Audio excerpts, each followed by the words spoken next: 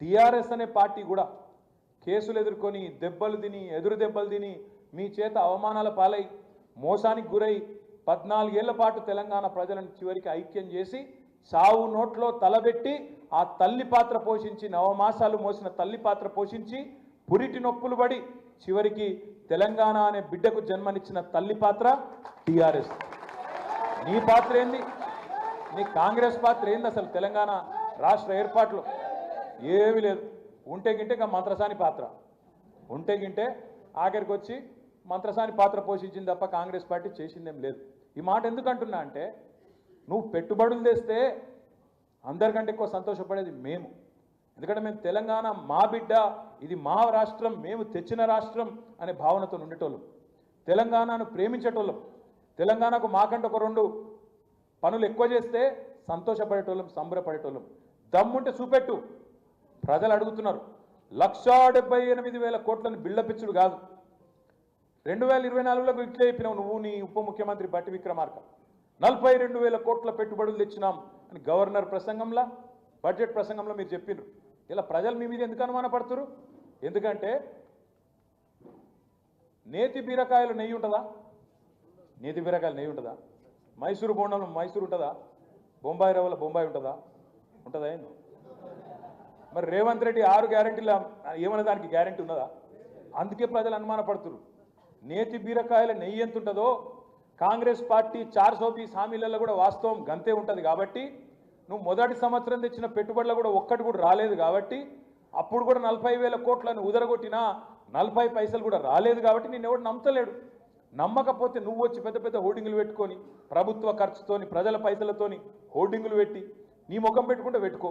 అలా కేసీఆర్ బొమ్మ ఎందుకు, నా బొమ్మ ఎందుకు? పని లేక మా ఇద్దరు ఫోటోలు పెట్టి మాకేదో అజీర్తి అయిందట, మాకు అరుగుతలేదట. రేవంత్ రెడ్డి గారికి నేను చెప్తున్నా, చేతనైతే ఈ 1,78,000 కోట్లు అనేది అయితే నరుకుతున్నావో ఎప్పటి లోపల ఇవి ట్రాన్స్లేట్ అయితే ఎప్పటి లోపల మా పిల్లలకు ఉద్యోగాలు వస్తాయో చేతనైతే చెప్పు అని చెప్పి నేను అడుగుతా ఉన్నాను. ఇంకెక్కువ తీసుకురా, సంతోషపడతాం, సంబురపడతాం. నిజంగానే నువ్వు చెప్పింది వాస్తవం అయితే నీకు సన్మానం కూడా చేస్తాం. అది కూడా చెప్తున్నా. చేతనైతే మాకంటే ఎక్కువ చేసి చూపెట్టు. నువ్వే కదా చెప్పినావు 10,000 ఇస్తున్నాడు కేసీఆర్ బిచ్చమేసినట్టు, నేను 15,000 ఇస్తాను. మరి ఏమాయ 15,000? ఇప్పటికే వానాకాలం రైతు బంధు ఎగ్గొట్టినావు. మొదటిసారి 2,500 తప్పించినావు. ఇప్పుడు మళ్ళీ 12,000కే కటింగ్ పెట్టే ప్రయత్నంలో ఉన్నావు. కట్టుకొట్టే ప్రయత్నంలో ఉంటే మళ్ళీ మేము అసెంబ్లీలో గర్జిస్తే చివరికి విధి లేక మళ్ళీ అందరికి ఇస్తా అని చెప్పి ముంగట్టుకు వచ్చినావు. కానీ కట్టింగ్ పెట్టినావు. 15,000ను 12,000 చేసినావు. చేతనైతే 15,000 చేసి చూపెట్టు. నేను ఒకటే స్పీచ్లో కొడంగల్లా మొదలు ఏం చెప్పిండు? తెల్లారే వరకు అందరికి పైసలు పడతాయి అన్నాడు. కరెక్ట్గా 15 నిమిషాల్లో మాట మార్చేసిండు. నిజంగా నాకు డౌట్ వస్తుంది అప్పుడప్పుడు రేవంత్ రెడ్డిని చూస్తే. నీకు దండం పెడితే ఆగురా. కాదు, నాకు రేవంత్ రెడ్డిని చూస్తే డౌట్ వస్తుంది. అపరిచితున్న సినిమా ఉండే, అప్పుడే ఇటు మడతలు ఇటుగా ఇంకోటి తిరుగుంటాడు. ఇటు సేమ్ ఉన్నాడు, ఇటు రెమో అటు ఇంకోటి ఏంటి రాము రెమో. ఎవడు రామో ఎవడు రెమోనో. అరే ఇప్పుడే నువ్వే అంటివి కదరా భయ్, మార్చి 31 లోపల పడతాయని. సరే మన తెల్లారి వరకు పడితే అప్పుడే అన్నాడు.